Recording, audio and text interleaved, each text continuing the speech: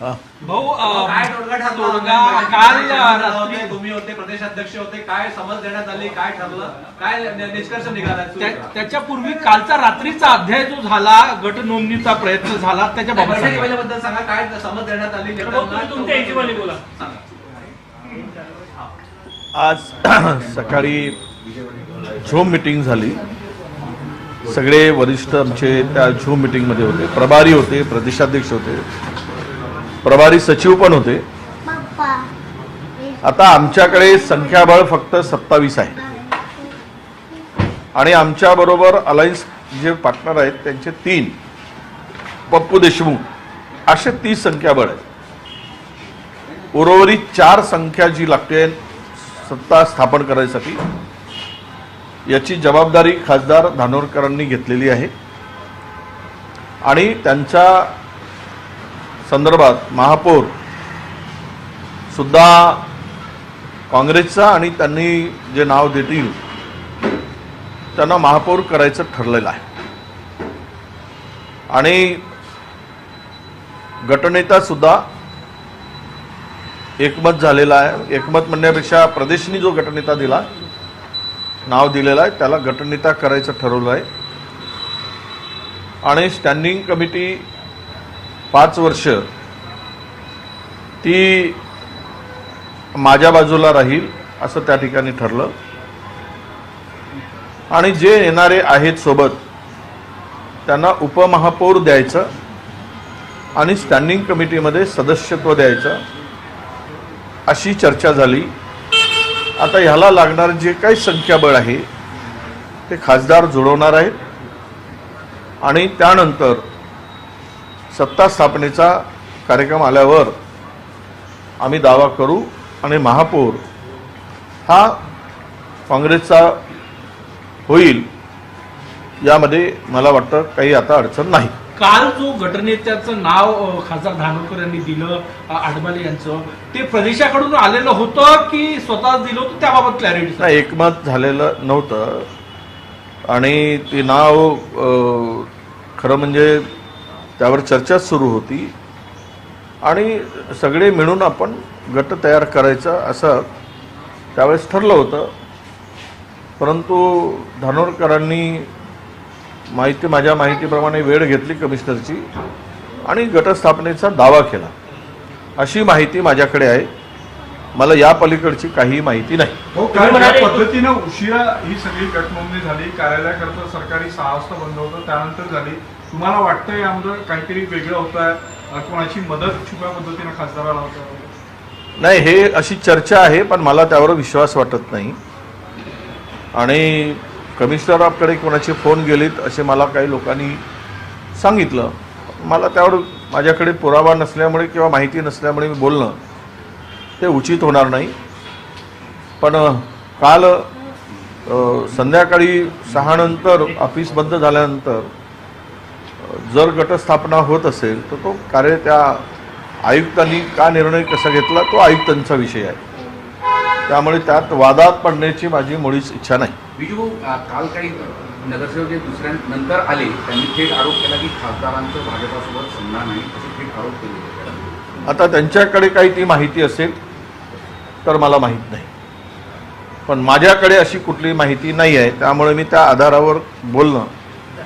आता नगरसेवकांकडे काय माहिती आहे, बाकीच्या नेत्यांच्याकडे काही माहिती असेल त्या आधारावर ते बोलत असतील, पण मला तरी कुठेही माझ्याकडे अशा प्रकारची माहिती नाही, त्यामुळे मी यावर अधिक बोलणार नाही. तुम्ही बोलले की आता 30 संख्याबळ आहे, 27 काँग्रेसचे आणि स्थानिक आघाडीचे 330 वरतो संख्याबळ हे खासदार महोदय जोडूयात. पण तुमचा पण प्रयत्न राहील का ते संख्याबळ जोडवण्यासाठी की त्यांच्यावर जबाबदारी दिली? नाही, असं आहे, मेयर त्यांना त्यांच्या मनाप्रमाणे पाहिजे, त्यामुळे त्यांचा अट्टहास आहे, मुद्दाम शब्द वापरतो.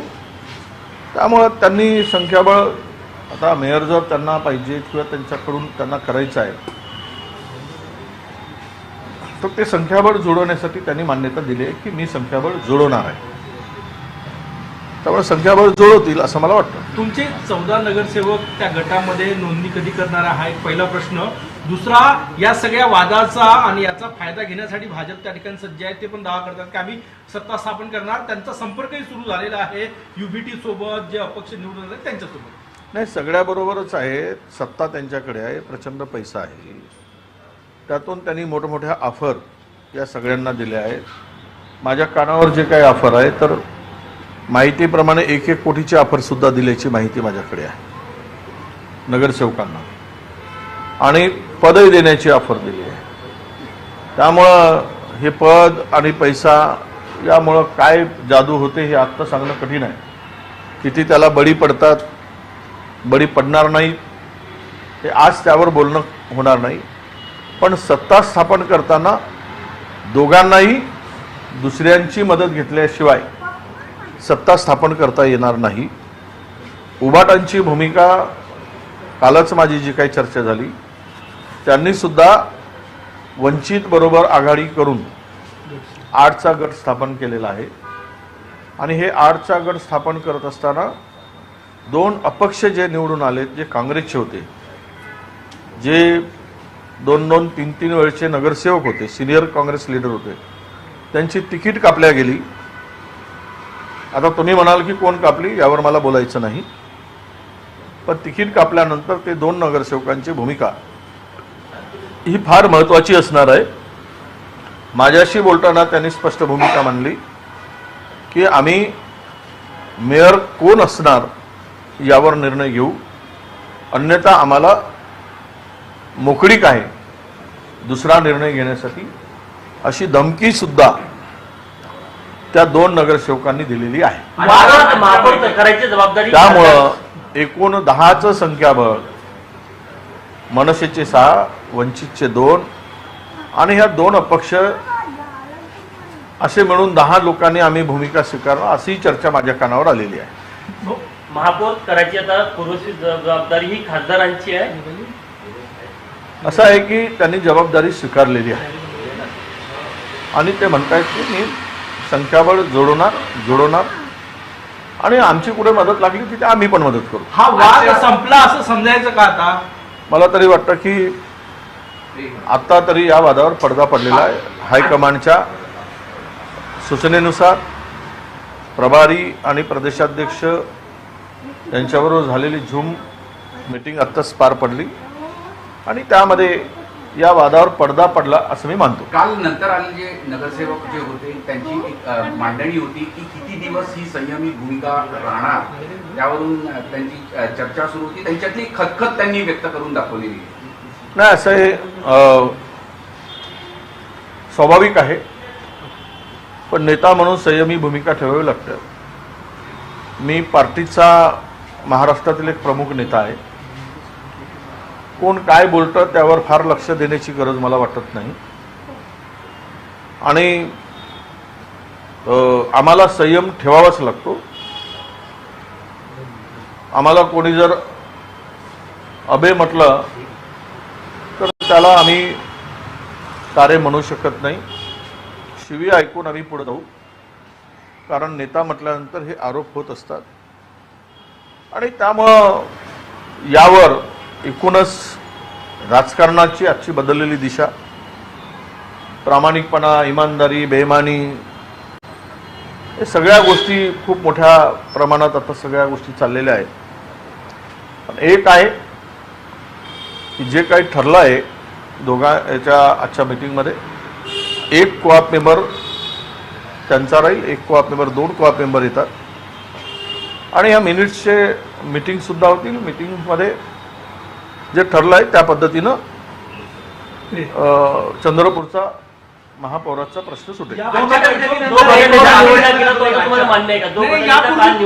तो तुम्हाला मान्य आहे का? यापूर्वी पण ठरलं होतं, पण खासदार धानोरकर यांनी ते ऐकलेलं नाही, म्हणून आता ऐकेल याची काही गॅरंटी आहे का? नाही, आता तुम्ही जो प्रश्न केला खासदार धानोरकर ऐकणार नाही ऐकणार, तो आता हायकमांडच्याकडे चेंडू आहे.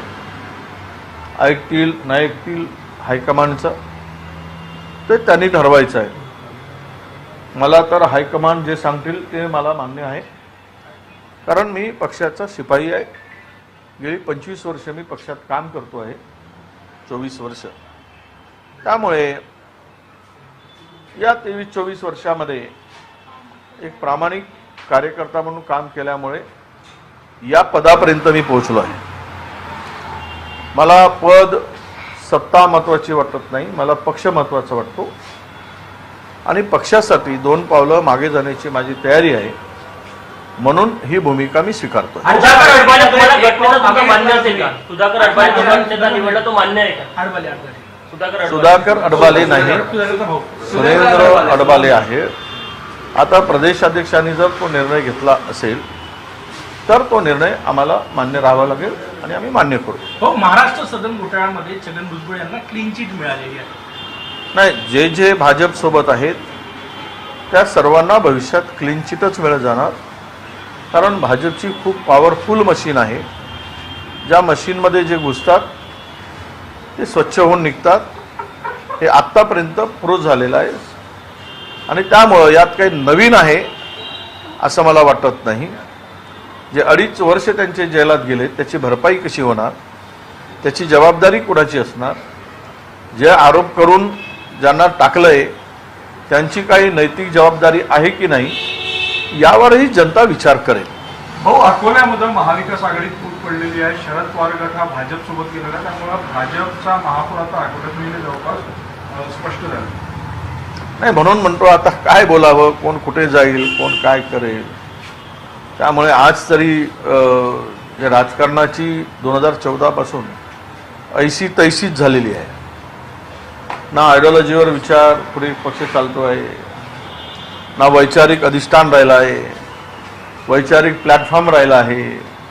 सत्ता, संपत्ती, दलाली, ठेकेदारी हेच आता राजकारणाचं समीकरण होऊन बसलं आहे. हे देशासाठी, जनतेसाठी फार दुर्दैवाची गोष्ट आहे असं मी मानतो. आणि जे काही अकोल्यात झालं आहे किंवा इतर ठिकाणी होते आहे हे राजकारणाचं किंवा राजकीय, वैचारिक, सामाजिक सर्व दृष्टीनं अधपतन होताना मला दिसते आहे. त्याचा एंड काय होईल तर जनतेचा एक दिवस राजकीय लोकांच्या संदर्भात असलेला राग रस्त्यावर येईल आणि त्यावेळेस याचं उत्तर देताना लोक जे राजकारणात हे धंदे करून पुढे आले त्यांना अडचणीचं ठरेल असं मला वाटतं. भाऊ, मुंबईमध्ये भाजप आणि शिंदे सेनेची गटनोंदी न झाल्यामुळे महापौर पदाची निवडणूकच पुढे ढकलण्याचा निर्णय घेण्यात आलेला. पहिले 31 जानेवारीला महापौरांची निवड होणार होती. सत्ता त्यांच्याकडे आहे, समीकरणं जोडल्याशिवाय ते करणार नाहीत. त्यामुळं तारखा पुढे ढकलणं काय, मागे घेणं काय, कारण निवडणूक आयोग हा आता नाम मात्र राहिलेला आहे.